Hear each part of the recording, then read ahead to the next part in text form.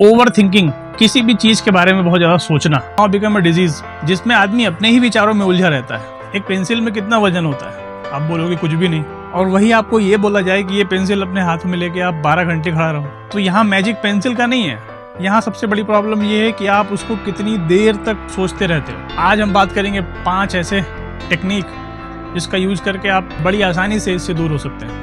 Point number 1, meditation. हम एक ही साथ ढेर सारा कंटेंट कंज्यूम करते हैं जिससे हमारा माइंड डाइवर्ट हो जाता है और हम एक्सट्रीम ओवरथिंकिंग मोड में चले जाते हैं। इससे बचने के लिए आपको मेडिटेशन की हेल्प लेनी पड़ेगी, या फिर इसका ऑल्टरनेट सोल्यूशन ये है, आप जिस भी पर्टिकुलर रिलीजन को फॉलो करते हो उसमें बताए गए जो मैंडेटरी प्रेयर्स हैं उनको परफॉर्म करिए। आप बिल्कुल रिलैक्स फील करोगे, जिससे आपको डायरेक्टली फ़ायदा होगा।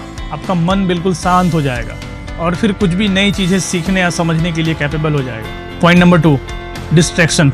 फॉर एग्जाम्पल, जैसे ही आप पढ़ने बैठते हो, इंस्टा पे एक नोटिफिकेशन आता है, लेकिन आप खुद थोड़ी देर के बाद महसूस करोगे कि आप आए थे नोटिफिकेशन देखने, लेकिन आपको आधा घंटा हो गया रील देखते हुए, क्योंकि हमारा माइंड डाइवर्ट बहुत जल्दी हो जाता है। जब भी आपको ऐसा लगे कि आप किसी चीज़ के बारे में ज़्यादा सोच रहे हो, वो थॉट आपके दिमाग में बार बार घूम के आ रही है, तो आप किसी भी एक्टिविटी में लग जाओ। आप सिंगिंग कर सकते हैं, आप पेंटिंग कर सकते हैं, आप कुकिंग कर सकते हैं, आप डांसिंग कर सकते हैं, वट एवर यू लाइक। सिर्फ उस पॉइंट पे आपको डिस्ट्रैक्ट करना है उस। Point number 3, limiting information intake. कभी कभी ज़्यादा इन्फॉर्मेशन लेने से भी ओवर थिंकिंग होने लगती है। आप जो भी डाटा इन्फॉर्मेशन कंज्यूम करते हो वो एक लिमिट में होनी चाहिए। सिर्फ इन्फॉर्मेशन कंज्यूम करना ज़रूरी नहीं है, उस पर वर्क करने से आप प्रोग्रेस करोगे। इसलिए आप अपनी इन्फॉर्मेशन इंटेक को बहुत कम करो। फॉर एग्जाम्पल, सोशल मीडिया को थोड़ा अवॉइड करो, और कोई भी ऐसा सोर्स जिससे आपका दिमाग एक्टिवेट हो जाता है और आप ओवर थिंकिंग मोड में चले जाते हो, उस चीज़ को आप अवॉइड करो। Point number 4, positive self talk.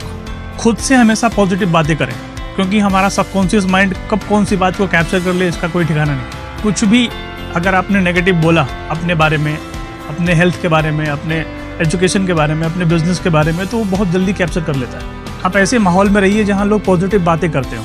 आप अपने हर कन्वर्सेशन को एक पॉजिटिव इंटेंट के साथ स्टार्ट करिए। आप ग्रोथ की बात करिए, आप स्ट्रेंथ की बात करिए, आप अचीवमेंट की बात करिए। आप अपने आप को महसूस करेंगे उस जगह पे। लेकिन जब आप सिर्फ नेगेटिव बात करेंगे, मैं ऐसा हूँ, मैं वैसा हूँ, मेरे साथ ये हुआ, मेरे साथ वो क्यों हो गया, सिर्फ मेरे साथ ही ऐसा क्यों होता है, तो फिर आप एक नेगेटिव जोन में चले जाओगे और फिर उस फेज से निकलना आपके लिए बहुत ही मुश्किल हो जाएगा।